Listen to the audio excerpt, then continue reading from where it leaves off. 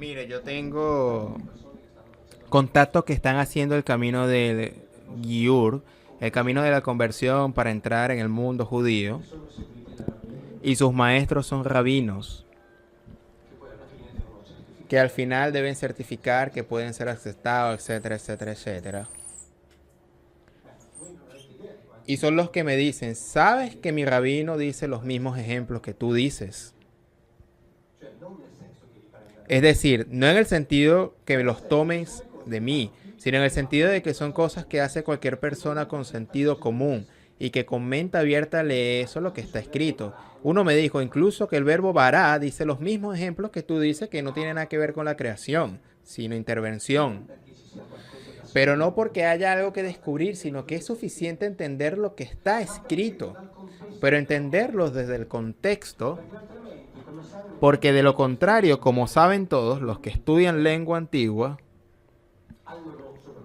a veces cuanto más antiguas son, más esto es válido.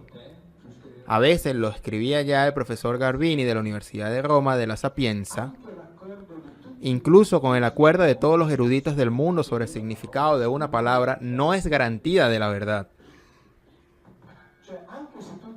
Es decir, aunque si todos se ponen de acuerdo, no estamos seguros de qué significa realmente eso.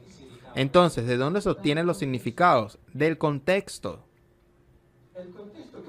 Es el contexto que nos dice lo que esa palabra puede indicar en ese preciso momento.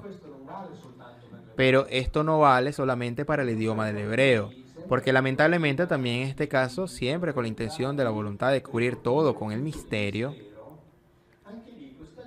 también esta lengua fue cubierta por una capa de misterio, por lo que parece que ciertas cosas hayan ocurrido solo allí.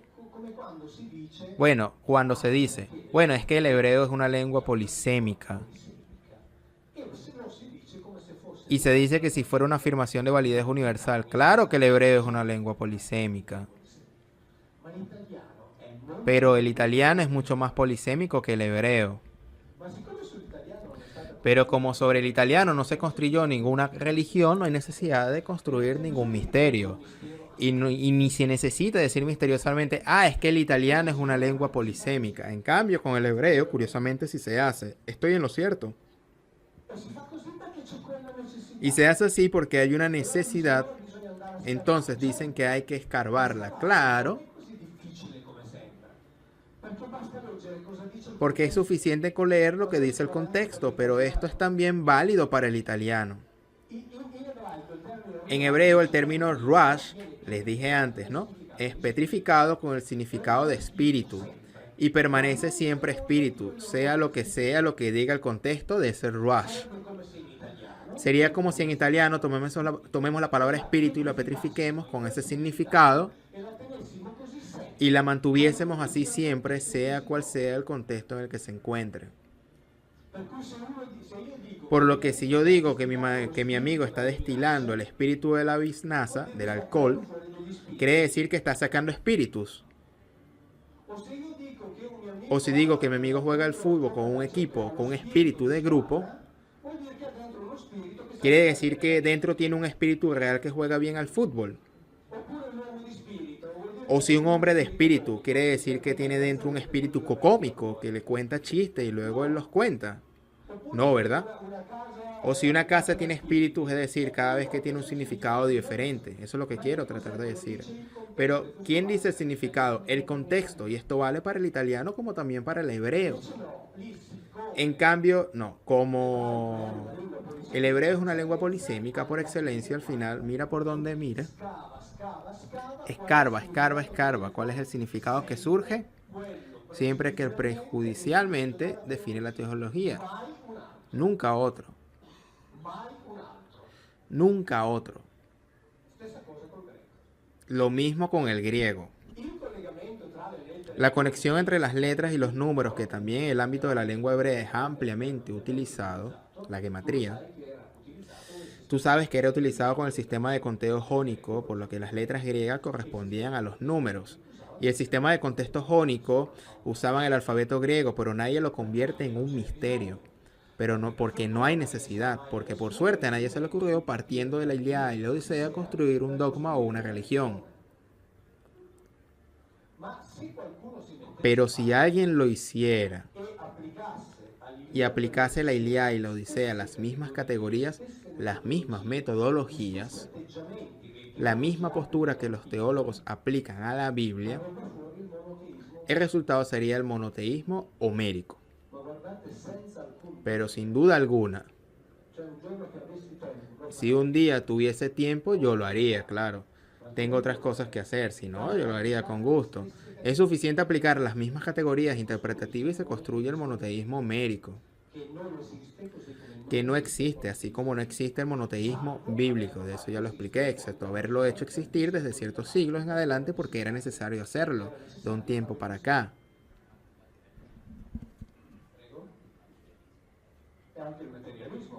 Y también el materialismo homérico, es decir, si se aplican ciertas categorías a ciertas interpretaciones, después aplicas la que quieras. Y esto haces obviamente cuando partes de una suposición con lo que está escrito. En realidad no es lo que quieren decir. Porque escribieron eso, pero querían decir otra cosa. Decimos un par de ejemplos. Sí, por ejemplo, son continuos. Por ejemplo, cuando se habla de las luchas de exterminio, está claro que son una alegoría del bien contra el mal. ¿Qué es lo que está escrito? Está claro dónde, está claro cuándo. Cuando dice exterminarlos a todos. Y cuando Moisés dice, pero habéis dejado con vida a todas las niñas. No os di la orden de exterminarlos a todos. Entonces ahora hacéis así. Todas las niñas, atención, en las Biblias números 31:13. Números 31:13. Gracias, ya dije que tengo un lapsus. Números 31:13. Está escrito, chicas, en la Biblia que tenéis en casa. Porque chicas es aceptable. Dice, bueno, quedaros con las chicas que no han tenido relaciones con hombres. En realidad en la Biblia está escrito que eran niñas. ¿Por qué? Porque era lícito hacer sexo con las niñas de 3 años en adelante. 3 años y un día en adelante. Aquí está escrito niñas, pero es de también de la nueva edición. Sí, pero la primera, 1874. Pero también en la Biblia hebrea, publicada por la editorial La Guintina, realizada por el Rab Ricardo Di Segni, está escrito niñas. Estas niñas pusieron la traducción correcta.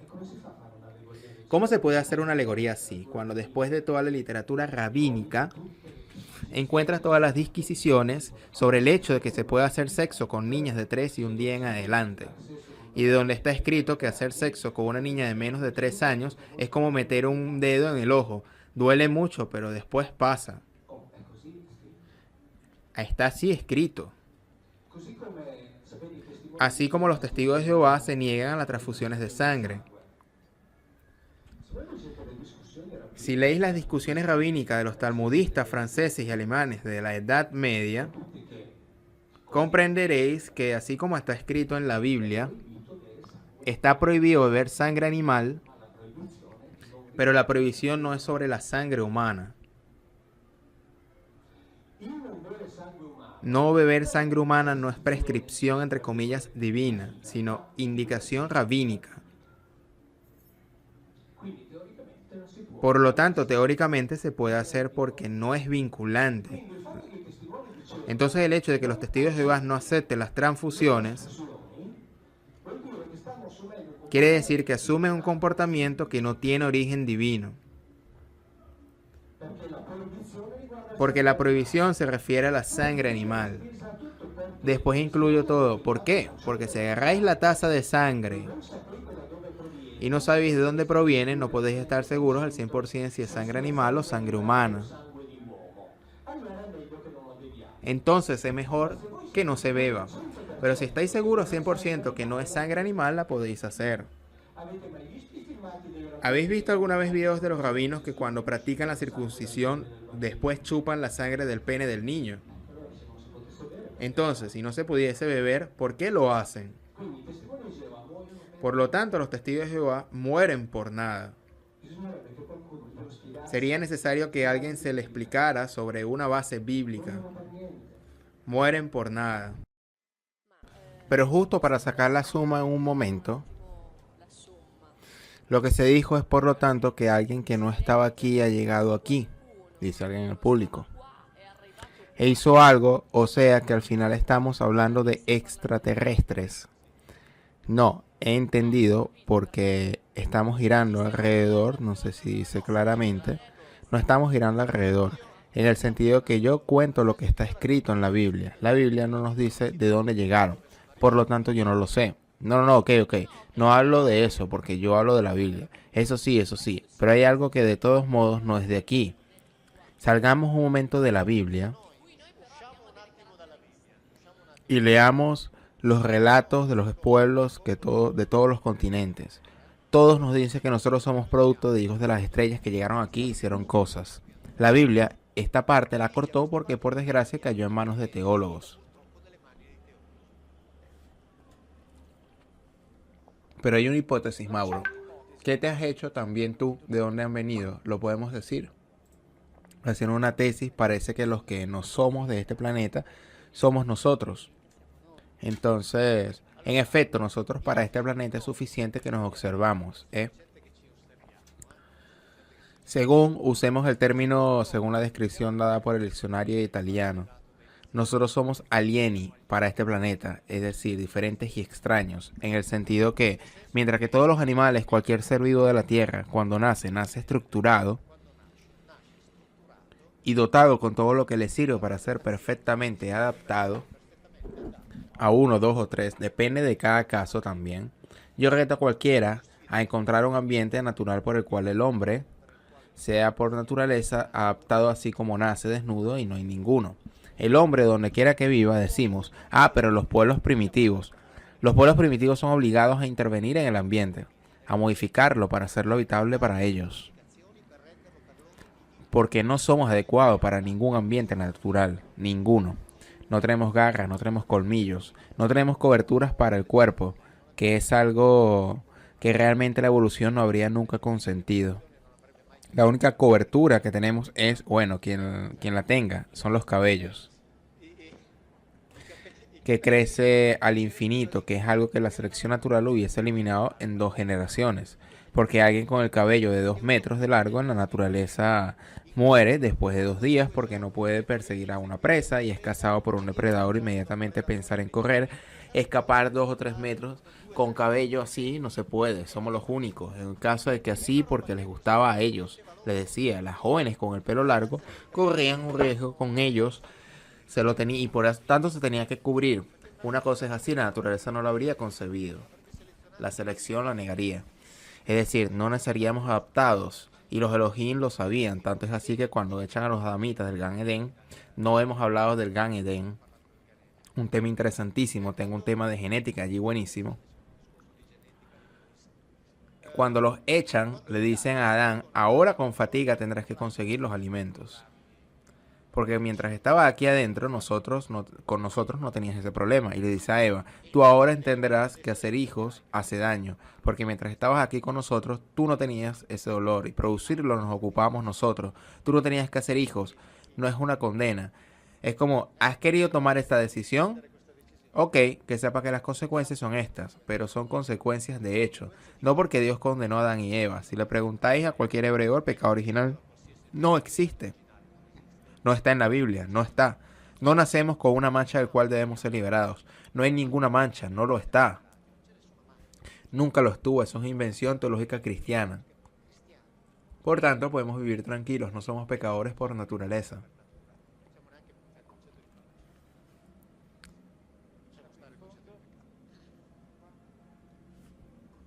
Continuando con el tema del Génesis, quisiera saber algo sobre la costilla.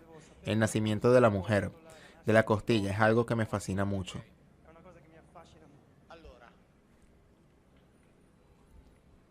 En la Biblia se nos dice que los Elohim habían establecido este Gan Edén. Gan significa lugar cerrado y protegido, puesto dentro. Edén era un territorio muy extenso situado al oeste del mar Caspio, digamos entre el mar Caspio y Turquía. Allí dentro hicieron este Gan, es decir, un lugar vallado y protegido, en el Edén. Dice la Biblia que los Elohim metieron cada planta entendido como vegetal, que daba frutos buenos para comer. La tierra era ya toda verde.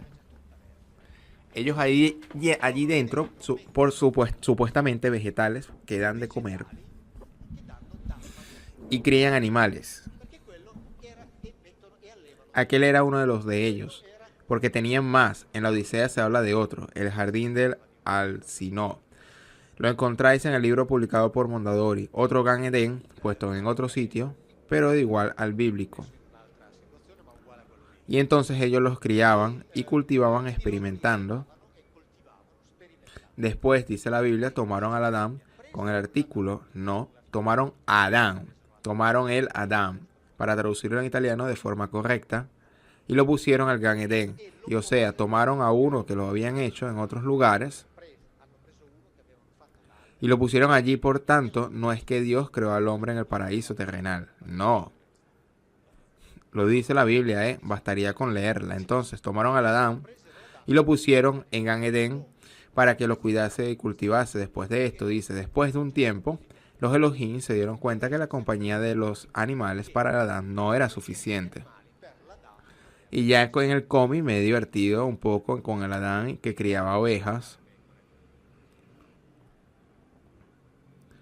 Por tanto, estos probablemente asistían a unas escenas y deciden hacer la mujer, puesto que el Adán era un hombre de carne y hueso con todas sus exigencias. Deciden hacer la mujer. ¿Y cómo hacen la mujer? Dice la Biblia. Indujeron al Adán a un profundo sueño. Después extrajeron algo de la parte lateral curvada, que es traducida como costilla. Pero no es que el término signifique costilla, indica parte lateral curvada. Cerraron la carne allí donde hicieron la extracción y con lo que extrajeron fabricaron la mujer. Fabrican a la mujer y no es casual que, puesto que el varón se llama Ish, la mujer se llama Isha, algo así como varona, hombra. El término masculino con la desinencia femenina.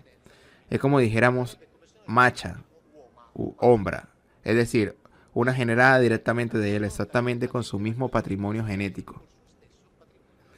Por lo tanto, clonación pura. Estos genetistas, cuyos estudios los encontráis en el libro, me escribían, lo que está escrito en la Biblia corresponde a nuestros protocolos actuales de clonación. Lo que aplicamos nosotros, extracción de células estaminales de la cresta con una pequeña intervención quirúrgica con anestesia y satura. Exactamente lo que está escrito en la Biblia. Dicen, pero hay una diferencia, que nuestros actuales protocolos de clonación prevén el pasaje a través de una hembra intermedia, es decir, el implante de un óvulo de una hembra, que en la Biblia no está. Entonces, discutiendo, se decía, bueno, la hipótesis puede ser dos. Dentro de 50 años, tampoco nosotros necesitaríamos de un pasaje intermedio. Y según la hipótesis, la hembra puente estaba, pero la Biblia quitó la presencia femenina, por tanto la hizo desaparecer. Y en efecto, si leí los estudios del sacerdote Don Guido Bartolocci, que lee la Biblia así como la leí yo, pero él va más allá en el sentido de que yo me detengo en la Biblia, él sin embargo se expande un poquito más y él introduce a una mujer que ya no está presente en la Biblia, pero está presente en la literatura hebrea extrabíblica, que se llama Lilith. Y él le llama justo por la mujer puente, es decir, la mujer intermedia. Ella completaría el tema de la clonación hecha en la genética actual. Y la han convertido en demonio también a ella. La convirtieron, no en la Biblia, en la literatura extrabíblica. En la Biblia se le cita solamente como una lechuza en el libro de Isaías, nada más. Y en realidad allí está descrito el protocolo de clonación. Por lo cual, como son fruto de la clonación, los dos, o sea, el grupo de hombres y el grupo de mujeres, eran entre ellas estériles y no se debían reproducir. También porque en el interno del Gan Edén no debían haber proliferación de nuevos habitantes. Mientras que los sapiens afuera proliferaban cuanto querían, es más, debían. Ellos allí dentro no podían. En el momento interviene el Nahash, es decir, la serpiente.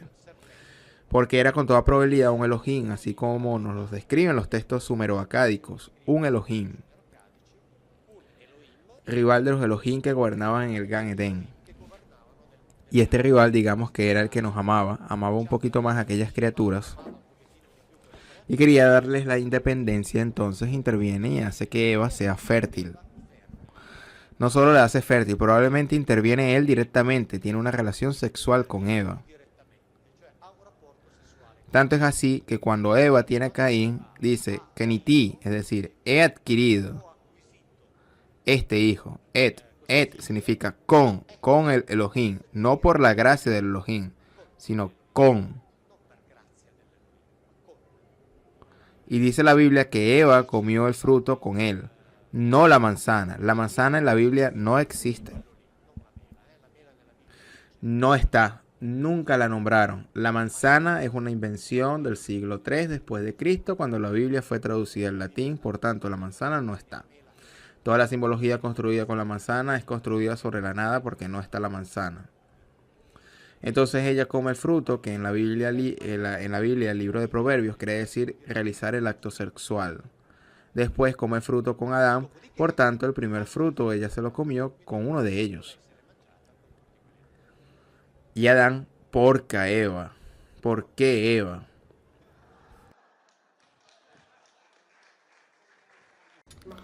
Pero ahora llegamos a unos conceptos bastante interesantes que se habla tanto de la cultura griega como es antiteoi o ankiteoi, mejor dicho, y la palabra hebrea selem. ¿Por qué? Porque son los conceptos iniciales. Antikeoi o ankiteoi es un término que se usa en la Odisea y ahora vamos a verlo. Este es un prefijo que significa cercano, pero cercano en términos de intimidad. Y aquí está teoi. Teoi ya lo vimos la última vez, pero retomemos el concepto ampliándolo, que es un término originalmente que no era un sustantivo, sino que era un adjetivo que indicaba la función de alguien. Y Platón nos recuerda que teoi deriva de teen o tein, que indica arrojarse hacia arriba, por lo tanto correr rápido hacia el cielo, y se refería a las estrellas, pero también se refería a los teoi, es decir, a los individuos que tenían esta característica de correr, de lanzarse hacia el cielo, los que tenían en común a las estrellas. Pero aquí en las notas hay una afirmación importante, porque normalmente se vuelve a decir: los pobres paganos desconocían la verdad del monoteísmo, deificaron las estrellas, la naturaleza y crearon un montón de dioses falsos. Pero escuchen esta observación. De los testimonios de Diodoro, Porfirio, Teofrastro y Platón, no es posible creer que la religión astral coexistiera o pudiera confundirse con el politeísmo antropomorfo, es decir, eran dos cosas diferentes. Y escuchen qué consistía la religión astral. Para evitar cualquier posible ambigüedad y asegurar que se pueda argumentar que el paganismo experimentó diferentes etapas y niveles, Eusebio pretende mostrar cómo el culto astral primitivo consistía exclusivamente en la adoración de las estrellas, consideradas como elementos materiales puros. Encuentra confirmación de esto en el hecho de que él, es decir, ese culto, no conocía templos ni estatuas ni mitos que tuvieran por objeto divinidades personificadas. Es decir, no personificaban a las estrellas. La distinción entre ambos cultos era clara. Luego este término, que indicaba el correr de las estrellas, pasó a indicar el correr de esos individuos, pero no personificaba las estrellas. Y aquí se describe muy claramente. Consideremos, por ejemplo, que los babilonios utilizaban la geometría trapezoidal para calcular las órbitas de Júpiter, por lo que podían establecer de antemano en qué zona del cielo se ubicaría Júpiter en determinados momentos. Aunque no se puede calcular la órbita de un dios, no eran tan tontos y lo sabían muy bien, y que afortunadamente este le resultaba. Pero hay otro aspecto que es interesante, y Eusebio verdaderamente era una mina. Nos dice: en cuanto a los judíos, las noticias más fiables, ya que se ajustan tanto a los nombres de lugares como a las personas, los narra Sanchuniathon de Beberito, que tenía en sus manos las memorias escritas de Jerómbalo, sacerdote del dios Yehuo, es decir, de Yahvé. Había dedicado su historia a Abibalus, el rey de Berytus, y había sido apreciada por él, es decir, por el rey de Berytus. y por quienes habían sido instruidos para comprobar la veracidad de los hechos narrados. Entonces Sanchunatón expuso el engaño de los sacerdotes egipcios, los cuales o las cosas fueron verificadas y encontradas como correctas. Y esto es fantástico. Todos estos vivieron en una época anterior a la guerra de Troya. Por eso Eusebio cita la guerra de Troya como un hecho histórico hasta el punto de convertirse en un punto de referencia cronológico. Vivieron antes, no es una historia, no es una fábula, no es un invento, no es un mito, es un hecho histórico. Y dice, por tanto, tomarlo como punto de referencia porque los demás vivieron antes. Es muy concreto. Todos estos vivieron en una época anterior a la guerra de Troya y cercana a la época de Moisés, como lo demuestran las listas de sucesión de los reyes de Fenicia. Esto es maravilloso porque nos muestra cómo todas estas historias se cruzan, así que tenemos que empezar a pensar en esta historia, digamos, del Mediterráneo, del Medio Oriente, como una historia que se interconecta. No es que exista el pueblo judío que vive como en una especie de limbo, en una especie de nube con su Dios, en los únicos que descubrieron a Dios, el monoteísmo. No, absolutamente no. Perfectamente insertados dentro de los demás. Mira, ahí hay una curiosidad que quiero hablarles, tan insertado que en el libro de Macabeos incluso se habla del parentesco entre los judíos y los espartanos. Si leen, por ejemplo, en el libro primero de Macabeos, capítulo 12, en este intercambio de cartas, dice: Areus, rey de los espartanos, y Onía, gran sacerdote, saludos. Se encontró un escrito sobre los espartanos y los judíos que son hermanos y que descienden del linaje de Abraham. Y luego este se repite nuevamente más tarde. Cuando relatando los acontecimientos de Jason, se dice que en definitiva, Jasón, después de haber hecho una serie de cosas para escapar del castigo, murió entre los espartanos, entre los que casi se vio reducido a buscar refugio en nombre del linaje común. Ahora bien, este argumento, debo decirles, ha sido cuestionado varias veces. Está reconfirmado que por lo menos por un par de escritores antiguos, obviamente no es muy seguro, entonces debo darles cuenta de eso, de esta duda que existe, pero es interesante notar que en la misma Biblia se habla de hermandad, precisamente del parentesco efectivo entre estos griegos y entre los espartanos y entre los judíos. Parentesco real, anquiteoi. ¿A quién se refiere este término en la Odisea? Anquiteoi o anquitesoi se refiere a los feacios, es decir, aquel pueblo entre el cual Ulises naufraga y es recogido por Nausicaa, que lo lleva a su padre. Y en el libro quinto de la Odisea se trata precisamente de estos antiqueoi, que tomados de esta manera se habla, podría decirse simplemente en una cuestión de interpretación, porque cerca de los dioses puede significar muchas cosas. Mientras tanto dije que también indica una sensación de intimidad.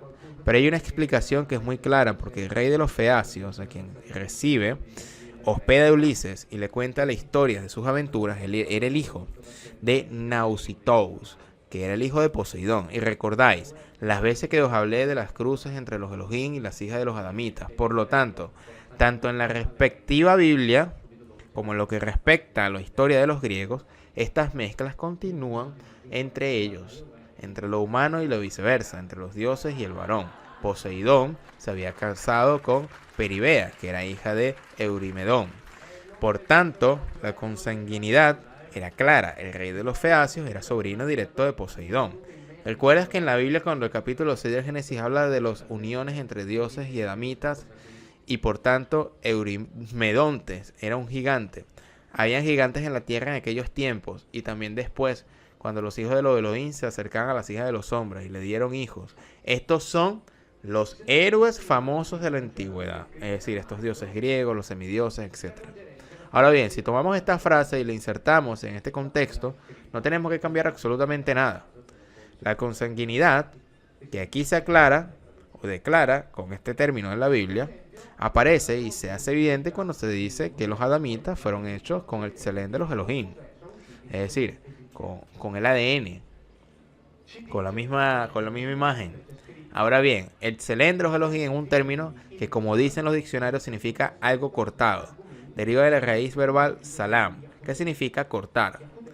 Y también en diccionarios como el Klein, en la etimología hebrea, se dice que el significado real es como algo cortado, es decir, algo cortado o extraído. Y por eso cuando la Biblia nos dice que los adamitas fueron hechos con el Tselem de los Elohim, nos dicen que fueron hechos con el corte, así como Eva fue hecha con el corte de Adán, con algo que fue cortado de él, que proviene de él.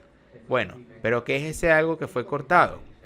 Este algo se encuentra en el libro del que estoy aquí me haciendo mención, de Mitología Sumeria, publicado por UTED, en el que he escrito exactamente esto. En este pasaje, en este texto fue elaborado por Petinato y luego traducido por Eidel, Botero, Kramer, etc. Así que estamos en el campo de las traducciones académicas. Hablamos de cuando los Anunnaki o los Anunna trabajaron en la tierra y después dice: después de los dioses que habían establecido el gobernante del cielo y de la tierra, después de haber colocado las orillas de los Tigres y del Éufrates para preparar presas y canales. Entonces Enlil, uno de los dos hijos del jefe del imperio, les habló: ¿qué queréis hacer ahora? ¿Qué quieren crear? Oh Anuna, grandes dioses, ¿qué quieres hacer ahora? Los grandes dioses que estaban sentados y los Anunas que decidieron los destinos, todos juntos respondieron a Enlil: oh Asumao de Duranki, queremos matar a los dioses Alá para que su sangre sea brotada por la humanidad de los dioses de su tarea. Es decir, se toma la sangre de Alá, es decir, se seca la sangre que luego en la historia de la formación de Damu se purifica, y se purifica obviamente para obtener esto. Es decir, obtener el Tselem, ese algo cortado, ese material que contiene la imagen que se transfiere, y sabemos que ese material, algo que se corta y que contiene el mismo ADN. Y luego dice que los hombres pueden tomar y cuidan para siempre los fosos fronterizos, que toman la azada, el canasto de trabajo para el templo de los grandes dioses, apto para el saltado trono, y añadir campo a campo, cuidar las zanjas fronterizas para siempre. Es decir, esencialmente, tienes una lista completa de trabajos, ellos dicen: hagámoslo aquí, vamos a transferirlos en esta manera, todos estos trabajos duros, mantenemos la calma en nuestros palacios para gobernar, que es exactamente lo que hacen los Elohim. Hacen trabajar en su Gan Edén y llegamos a ese efecto del Gan Edén. Sabemos que en la Biblia está escrito que Dios colocó un Gan Edén en Miquén o en Miquedén. Miquedén es un término que se traduce como al este. En realidad Miquedén no significa al este, porque la particular, el prefijo mi, significa de. Por lo tanto, indica origen Kedén. Tiene su significado original, es lo que viene antes. Por lo tanto, como diciendo, los Elohim han fabricado ese Gan Edén partiendo de uno, como de una especie de matriz, de una especie de formato que es anterior. Por lo tanto, no es que viene del este, sino que viene antes, es decir, viene de una preparación anterior de ese Edén.